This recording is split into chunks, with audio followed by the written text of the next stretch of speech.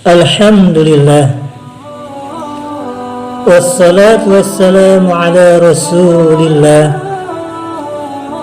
Muhammad ibn Abdillah, la hawla wa la quwwata illa billah, amma ba'd. Puji syukur kita panjatkan kehadirat Allah subhanahu wa ta'ala. Allah telah berikan kepada kita berbagai macam nikmat, khususnya nikmat iman Islam serta nikmat sehat wal afiyah, sehingga pada kesempatan yang mulia ini kita masih bisa menikmati keindahan hidup di alam dunia yang fana ini.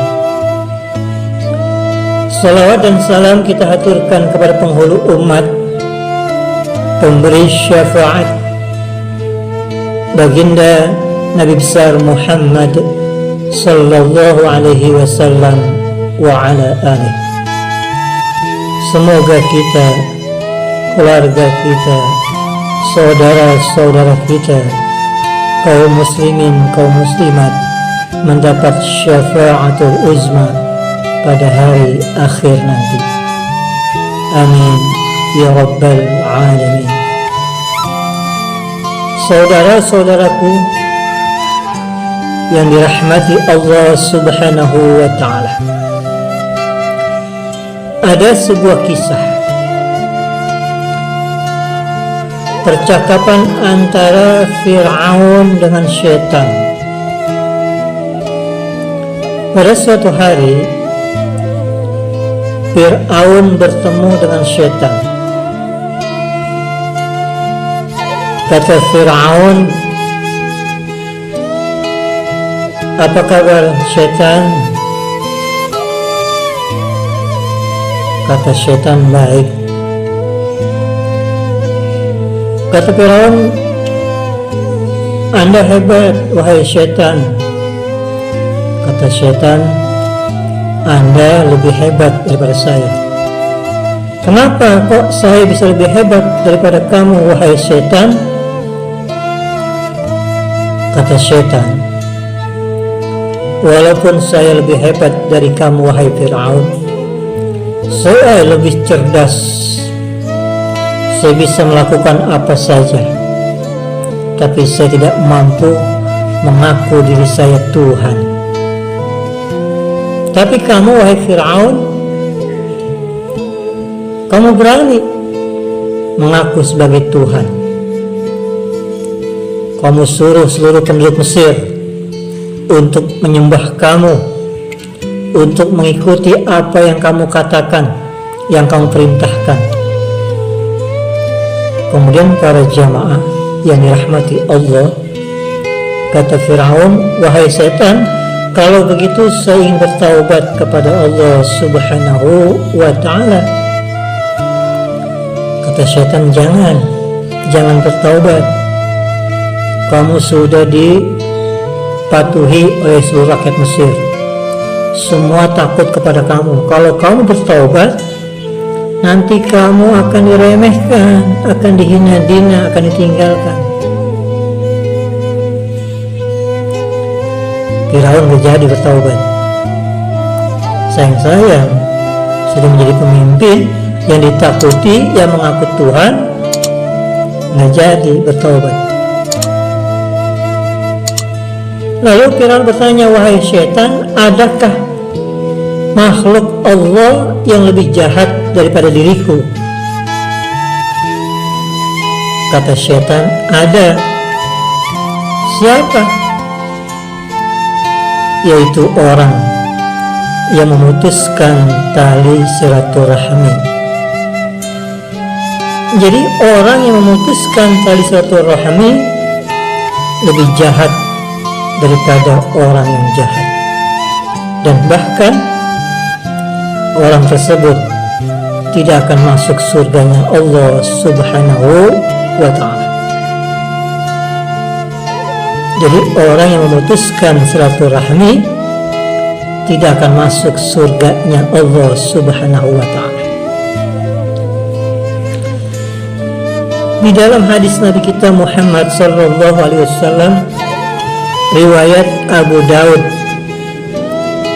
qala an-nabiy sallallahu alaihi wasallam, ma min dhanbin ay yu'ajjala Allah ta'ala li sahibil 'uqubah fid dunya ma'a ma yaddakhiru lahu fil akhirah.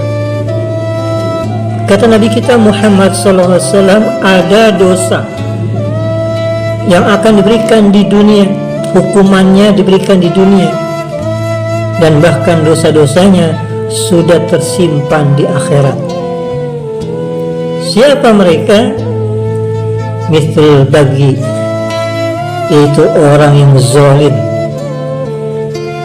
Jadi orang yang zalim, orang yang jahat, misalkan pemimpin kepada rakyat, tetangga kepada tetangga, saudara kepada saudara, kalau dia jahat, dia berbuat zalim, maka Allah berikan hukumannya di dunia, dan lebih-lebih nanti diberikan hukuman di akhirat. Banyak contoh kita lihat di masyarakat. Orang-orang yang berbuat zalim itu hukumannya dijauhi oleh masyarakat, dibenci oleh saudara. Terlihat indah kehidupannya, jabatannya bagus, hartanya banyak, hidupnya enak. Tetapi orang-orang yang zalim akan dijauhkan dari kehidupan sosial kemasyarakatan. Itu contoh yang sangat kecil. Yang kedua, kata Nabi kita Muhammad sallallahu alaihi wasallam, wa qati'ati rahmi, wa qati'ati rahimi. Orang yang dosanya akan diberikan di dunia, hukumannya diberikan di dunia, dan dosa-dosanya sudah tersimpan di akhirat, yaitu orang yang memutuskan tali silaturahmi. Jadi orang yang paling jahat bukan syaitan. Orang yang paling jahat bukan hanya setan, bukan hanya Fir'aun, tapi orang yang paling jahat di dunia, orang yang tidak memaafkan kesalahan orang lain. Oleh karenanya para jamaah yang rahmati Allah Subhanahu wa ta'ala, kita diajarkan oleh Nabi kita Muhammad sallallahu alaihi wasallam, sebelum kita tidur kita disuruh berdoa. Kita baca istighfar, mohon ampun kepada Allah Subhanahu wa ta'ala. Kita memaafkan kesalahan saudara kita, tetangga kita, sahabat kita. Andai kata mereka punya salah, sebelum kita tidur kita maafkan. Mudah-mudahan dengan demikian mereka pun akan maafkan kesalahan kita. Kemudian kita baca salawat kepada Nabi kita Muhammad SAW. Inna Allaha wa malaikatahu yusalluna ala nabi ya ayyuhalladzina amanu sallu alaihi wa sallimu taslima. Kalau Allah perintahkan salat, Allah enggak salat. Allah perintahkan puasa, Allah enggak puasa. Allah perintahkan zakat, Allah enggak zakat.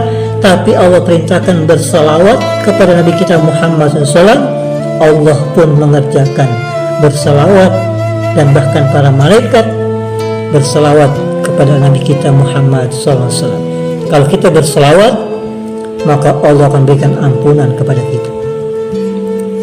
Kemudian selanjutnya kita berdoa, membaca Al-Fatihah, Al-Ikhlas 3 kali, Al-Falaq sekali, Anas sekali, Ayat Kursi. Lalu kita tiupkan tangan kita 3 kali. Kita usapkan seluruh tubuh kita, dari wajah kita sampai seluruh tubuh kita. Mudah-mudahan tidur kita mendapat keberkahan dari Allah Subhanahu wa ta'ala, dan kita sudah memaafkan kesalahan saudara kita. Kita saling membuka hati kita. Mudah-mudahan orang yang menyambung silaturahmi dan saling maafkan akan mendapat surganya Allah Subhanahu wa ta'ala. Demikian para jamaah yang dirahmati Allah Subhanahu wa taala. Mudah-mudahan kita termasuk hamba Allah yang mendapat ridho dan rahmat dari Allah Subhanahu wa taala.